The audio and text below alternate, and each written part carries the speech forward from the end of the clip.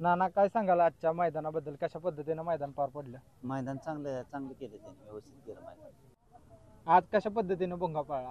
चांगला पळा, तिन्ही फेरी चांगला पळाला. आज सगळ्यांच्या म्हणजे जी फॅन फॉलोईंगच्या मनातली जोडी होती ती जोडी आज पडली, मथुरा आणि सर्जा. हो, त्या जोडीबद्दल काय सांगाल, कशी पडली, ती काय जोडी झालं? चांगलीच पळा, गुलालाच पात्र झाली ती जोडी.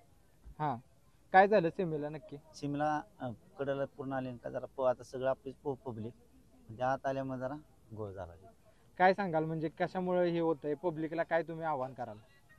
पब्लिकला काय आता कसं आहे, सगळ्याचीच प्रत्येक बैल प्रत्येकाचा लाडका, मी सगळं सर्व नाही लाड, पण माझी एक इच्छा आहे की गाडी कडून आली की थोडं मागं सरून जर सगळं आपण जर सगळे उभं राहिलं तर एखादा पुढे येत असला दादा मामा म्हणून मागं सर म्हणून करून केलं तर ती गाडी कडून लागू शकते.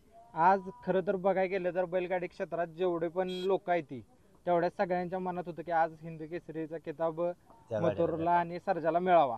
म्हणजे बऱ्याच लोकांच्या मनातली इच्छा होती, पण जे नेत्याच्या मनात असतं ते कोण नाकारू शकत नाही.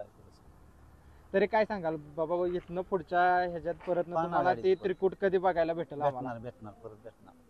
ते काय दादानी पवारांचा दादाचं बोलणं झालं की ती गाडी ती काय घरातली बैल असले. हा, आणि आज भुंगाला एवढं स्पीड लागलेलं की काय बोलायचं काम नाही. त्या गाडीबद्दल काय सांगाल, कशा पद्धतीने गाडी चांगली पळाली, तिन्ही फेरी गाडी चांगली पळाली.